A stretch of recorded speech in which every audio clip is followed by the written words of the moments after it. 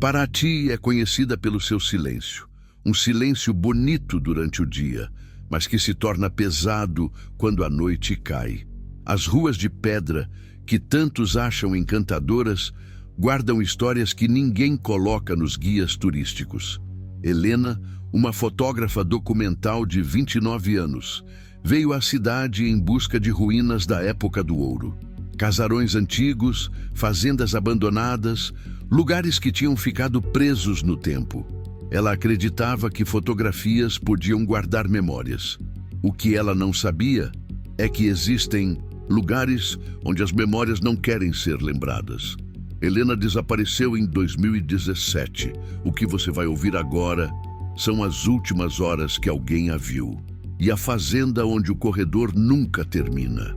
Helena chegou a Paraty em uma tarde abafada de fevereiro, quando o ar parece grudar na pele e o horizonte fica tremido de calor. Ela desceu do ônibus com sua mochila, a câmera pendurada no pescoço e aquele entusiasmo silencioso de quem está prestes a descobrir algo importante. Paraty parecia tranquila.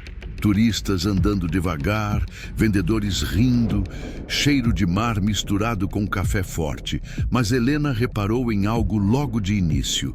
Ninguém olhava para as colinas. As pessoas evitavam levantar o rosto para a mata fechada atrás da cidade, como se fingissem que ela não estava ali. Ela notou, mas não comentou. O plano dela era fotografar antigas fazendas abandonadas da Rota Imperial do Ouro. Construções coloniais que, segundo registros antigos, haviam sido erguidas às pressas, usadas e depois deixadas de lado quando os portos mudaram. Uma delas chamava atenção nos arquivos, a Fazenda da Estrada de Pedra. Última menção oficial, 1891. Nenhum registro de venda, incêndio, desapropriação. Ela simplesmente sumiu dos documentos, mas o caminho até ela ainda existia. Uma trilha estreita que começava atrás da igreja de Santa Rita. Helena seguiu. A mata era úmida, espessa, o ar parado, sem vento. O silêncio ali era diferente. Não era calmaria, era aviso. Depois de 20 minutos de caminhada, ela começou a ouvir algo. Passos, não atrás dela, não ao lado, mas acima. Como se alguém estivesse caminhando sobre os galhos, acompanhando seu passo, sem nunca ultrapassá-la. Helena parou. O som parou. Ela respirou fundo. Continuou. O som continuou também. Passo, passo, passo, sempre um pouco acima, sempre no mesmo ritmo que ela. Quando a trilha se abriu, ela viu o portão, de madeira escura, arqueado, coberto de musgo, e uma placa pendurada por um único prego enferrujado. Fazenda Bela Vista. Privado, mas isso não fazia sentido. Nos registros históricos o nome era Fazenda da Estrada de Pedra. Por que alguém mudaria o nome de um lugar abandonado? Ela levantou a câmera e tirou a primeira foto. Clique! O visor mostrou algo que ela não viu a olho nu. Uma mulher, em pé ao lado do portão, vestido branco antigo, cabelos longos e encharcados, como se tivesse acabado de sair do mar. Cabeça baixa, mãos pendendo, soltas, como sem força. Helena baixou a câmera, respirando pesado. A mulher, não. Estava mais ali, mas o chão, onde ela tinha estado, estava molhado, como se alguém tivesse ficado ali pingando água, ou sangue. Helena se aproximou devagar. A madeira do portão estava quente ao toque, como se tivesse alguém respirando atrás dela. Ela empurrou. A porta abriu com um gemido longo, profundo, quase humano. E dentro, o corredor estava lá. Um corredor comprido demais para caber dentro da casa. Escuro, inquieto, como um túnel que respirava. Helena deu o primeiro passo. Não porque queria, mas porque algo puxou. Sem força, sem violência. Apenas certeza, como se alguém dissesse: você já entrou, agora continue. O corredor era estreito demais. Paredes de pedra antiga, caiada há tanto tempo que o branco tinha virado um amarelo sujo, quase doente. O chão era de madeira escura, marcada por sulcos, como se algo pesado tivesse sido arrastado ali repetidas vezes. Helena deu mais um passo. A luz atrás dela, a luz natural da mata, permaneceu na mesma intensidade, como se a porta ainda estivesse aberta. Mas quando ela olhou para trás, a porta não estava mais lá. Não tinha porta, não tinha abertura, não tinha entrada. A casa tinha se fechado. Helena respirou fundo e sentiu o ar pesado, como se fosse espesso, oleoso, o tipo de ar que a gente precisa engolir para conseguir respirar. Na parede havia quadros, antigos, tortos, cobertos de poeira. Retratos de família, talvez. Mas os rostos não tinham olhos. Era como se alguém tivesse raspado os olhos com algo pontiagudo. Todos os rostos, todos. O silêncio era absoluto. Mas o chão estava respirando.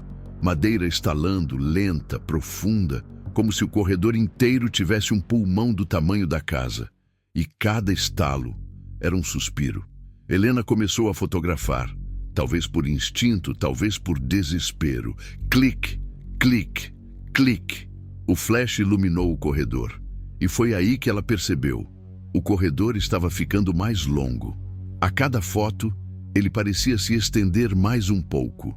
Não era impressão, não era paranoia. Era arquitetura impossível. Como se cada fotografia estivesse alimentando a casa. Ela parou, e o corredor parou também, como se estivesse esperando algo dela. Helena engoliu seco. Eu só quero entender, ela sussurrou, sem saber para quem estava falando. A resposta veio imediatamente, não em voz, mas em som.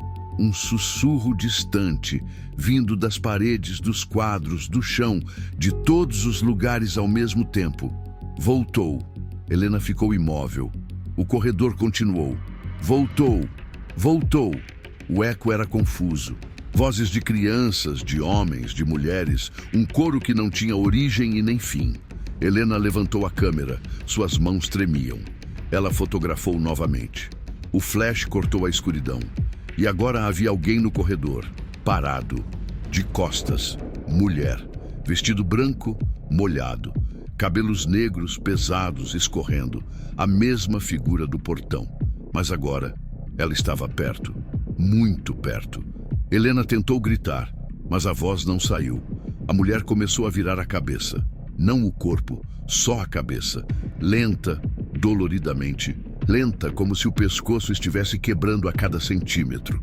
Quando o rosto começou a aparecer, Helena fechou os olhos, mas o corredor falou novamente, só uma palavra, e dessa vez, clara, quase humana. Fica! E as luzes apagaram. Tudo virou negro. O escuro não era ausência de luz, era presença. Helena abriu os olhos devagar, esperando ver o corredor, ou a mulher, ou qualquer coisa. Mas havia apenas breu, tão denso que parecia ter textura. Era como se milhões de partículas estivessem flutuando muito perto do seu rosto, respirando com ela. Ela não via, mas ouvia. Passos, não atrás dela, não na frente, ao lado, como se algo estivesse caminhando no mesmo ritmo, na mesma distância, como se compartilhasse o mesmo chão. Helena levantou a mão e tateou o espaço ao redor. Nada. Mas os passos continuavam. Passo, passo, passo. Não apressados, não furtivos, apenas constantes, como se aquilo tivesse tempo infinito. Ela decidiu andar. Um passo. O som acompanhou. Outro passo. Acompanhou. Também era impossível dizer se o corredor ainda estava lá, mas Helena sentiu o chão. Madeira. Velha. Fria. A cada passo, o piso rangia como se estivesse prestes a ceder ou respirar. Depois de alguns metros, um ponto de luz apareceu na frente. Fraco, amarelo, oscilando, uma vela. Simples, solta, no meio do nada. Helena se aproximou e percebeu que não era uma vela no chão. Era uma vela na mão de alguém. Um homem, magro, alto demais. O corpo curvado para frente, como se tivesse passado anos carregando peso. O rosto, quase rosto, era uma sombra deformada, como se tivesse sido borrada à mão. Ele estava parado, e a vela iluminava apenas o suficiente para revelar sua boca. Um sorriso, largo, largo demais. Helena recuou um passo. Ele não se moveu. Quem é você? A voz dela saiu baixa, quebrada. O sorriso cresceu e ele falou, mas não com a voz de um homem. Falou com a voz da casa, todas as vozes juntas, de crianças, de mulheres, de homens, de algo anterior aos humanos. Você entrou sozinha. Helena tremeu. Eu não quero ficar aqui. A vela tremulou, só por um instante, mas naquele instante Helena viu o rosto dele com clareza e desejou não ter visto. Não havia olhos, não havia nariz, não havia pele no rosto. A face era feita de buracos, como se tivesse sido roída por dentro, como madeira tomada por cupins. Não havia carne, havia apenas vazio. E o vazio olhava para ela. Helena deu meia volta e correu. E o corredor correu junto. As paredes se estreitaram. As portas desapareceram. As madeiras rangiam como se rissem. Atrás dela, muitos passos agora. Não um, dezenas, centenas, correndo, descalços, arrastando, rasgando o silêncio como lâminas. Helena correu até sentir o ar queimar os pulmões. E então, de repente, o corredor acabou. Ela caiu para fora da casa, direto na mata. O sol estava se pondo, mas ela não sentia alívio, porque agora, ela sabia que não estava sozinha. Algo tinha vindo com ela. Helena saiu da mata tropeçando, arranhada, com a respiração arfando como quem havia corrido por quilômetros. Mas ela não lembrava de ter parado, não lembrava de como havia encontrado o caminho de volta. Só sabia que estava agora novamente nas ruas de Paraty. As pedras antigas do centro histórico brilhavam úmidas, refletindo a luz laranja do final da tarde. Turistas passavam rindo, conversando, tirando selfies. Carros de sorvete tocavam músicas alegres. Crianças corriam. Tudo tinha cor, vida, movimento. Mas o mundo parecia irreal, como se ela estivesse vendo tudo através de um vidro. Helena tentou falar com alguém, caminhou até uma mulher vendendo artesanato.